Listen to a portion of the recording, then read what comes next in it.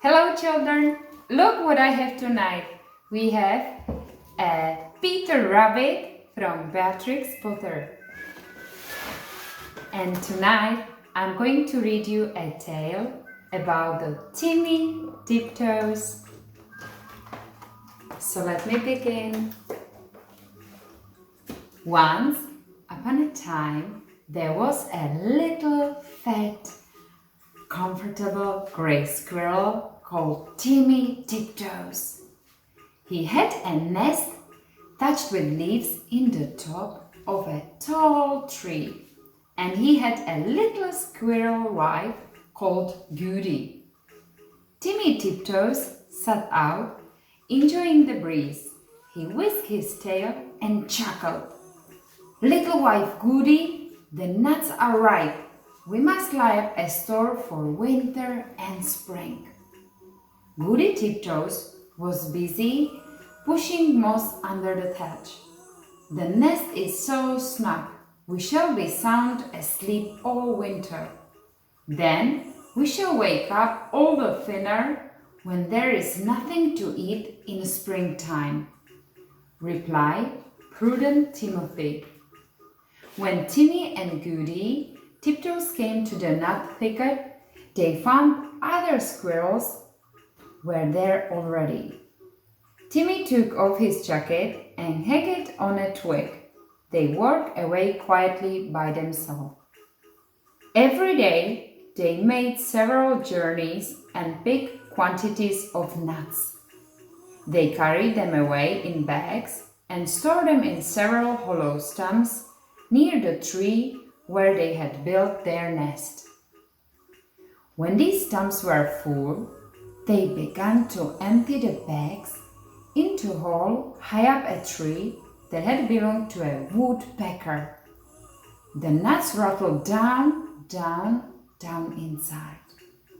"How shall you ever get them out again?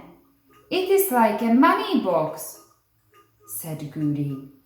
"I shall be much thinner before springtime, my love," said Timmy Tiptoes, peeping into the hole. They did collect quantities because they did not lose them.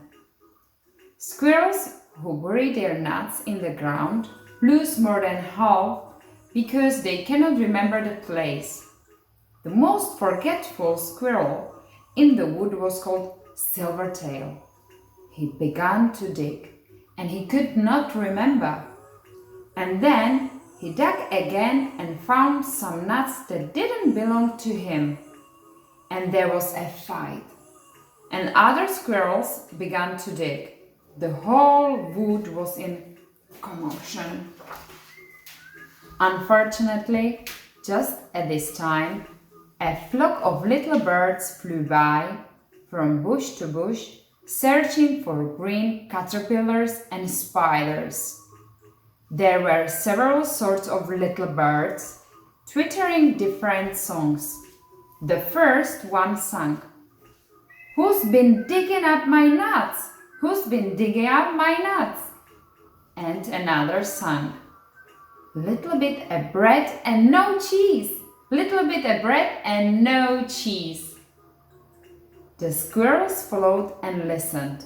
The first little bird flew into the bush where Timmy and Goody Tiptoes were quietly tying up their bags. And it sang, "Who's been digging up my nuts? Who's been digging up my nuts?" Timmy Tiptoes went on with his work without replying. Indeed, the little bird did not expect an answer. It was only singing its natural song, and it meant nothing at all. But when the other squirrels heard the song, they rushed upon Timmy Tiptoes and cuffed and scratched him and upset his bag of nuts. The innocent little bird, which had caused all the mischief, flew away in a fright. Timmy rolled over and over and then turned tail and fled towards his nest, followed by a crowd of squirrels shouting, "Who's been digging up my nuts?" They caught him and dragged him up the very same tree. where there was the little round hole, and they pushed him in. The hole was much too small for Timmy Tiptoes' figure. They squeezed him dreadfully. It was a wonder they didn't break his ribs. "We will leave him here till he confesses," said Silvertail Squirrel, and shouted into the hole, "Who's been digging up my nuts?" Timmy Tiptoes made no reply. He had tumbled down inside a tree, upon half a bag of nuts belonging to himself. He lay quite stunned and still. Goody Tiptoes picked up the nut bags and went home. She made a cup of tea for Timmy, but he didn't come and didn't come. Goody Tiptoes passed a lonely and unhappy night. Next morning, she ventured back to the nut bushes to look for him. But the other unkind squirrels drove her away. She wandered all over the wood, calling, "Timmy Tiptoes! Timmy Tiptoes! Oh, where is Timmy Tiptoes?" In the meantime, Timmy Tiptoes came to his senses. He found himself tucked up in a little moss bed, very much in the dark, feeling sore. It seems to be underground. Timmy caught and groaned because his ribs hurted him. There was a chirpy noise, and a small striped chipmunk appeared with a night light, and hoped he felt better. It was most kind to Timmy Tiptoes. It lent him its nightcap, and the house was full of provisions. The chipmunk explained that it had rained nuts through the top of the tree. "Besides, I found a few buried." It laughed and chuckled when it heard Timmy's story. While Timmy was confined to bed, it enticed him to eat quantities. "But how shall I ever get out through that hole unless I fin myself? My wife will be anxious." "Just another nut or 2 nuts. Let me crack them for you," said the chipmunk. Timmy Tiptoes grew fatter and fatter. Now Goody Tiptoes had set to work again by herself. She didn't put any more nuts into the woodpecker's hole because she had always doubted how they could be got out again. She hid them under a tree root.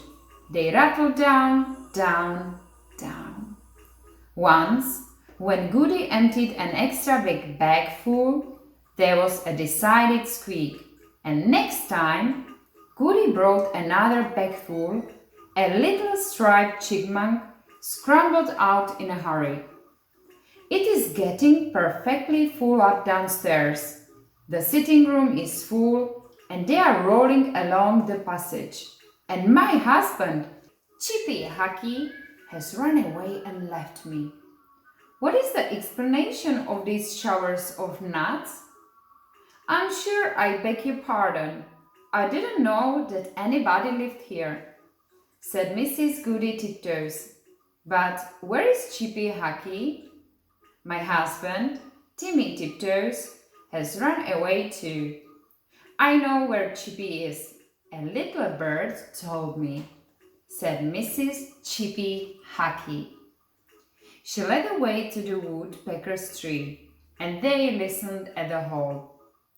Down below there was a noise of nutcrackers, and a fat squirrel voice and a fat chipmunk's voice were singing together. "My little old man and I fell out. How shall we bring this matter about? Bring it about as well as you can, and get you gone, you little old man." "You could squeeze in through that little round hole," said Goody Tiptoes. "Yes, I could," said the chipmunk, "but my husband, Chippy Hockey, bites." Down below there was a noise of cracking nuts and nibbling. And then the fat squirrel voice and the thin chipmunk voice sang. For the diddlum day, day diddle dum dee, day diddle diddle dum day. Then Goody peeked in at the hole and called down, Timmy Tiptoes! Oh, Timmy Tiptoes! And Timmy replied, Is that you, Goody Tiptoes? Why, certainly. He came up and kissed Goody through the hole, but he was so fat that he could not get out. Chippy Hockey was not too fat, but he didn't want to come. He stayed down below and chuckled. And so it went on for a fortnight, till a big wind blew off the top of the tree and opened up the hole and let in the rain. Then Timmy Tiptoes came out and went home with an umbrella. But Chippy Hockey continued to camp out for another week, although it was uncomfortable. At last, a large bear came walking through the wood. Perhaps he also was looking for nuts. He seemed to be sniffing around. Chippy Hockey went home in a hurry. And when Chippy Hockey got home, he found he had caught a cold in his head, and he was more uncomfortable still. And now Timmy and Goody Tiptoes keep their nut store fastened up with a little padlock.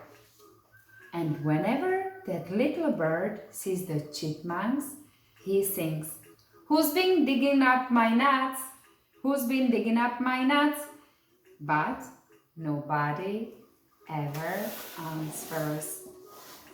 That's the end of this beautiful story. Have a good night, children.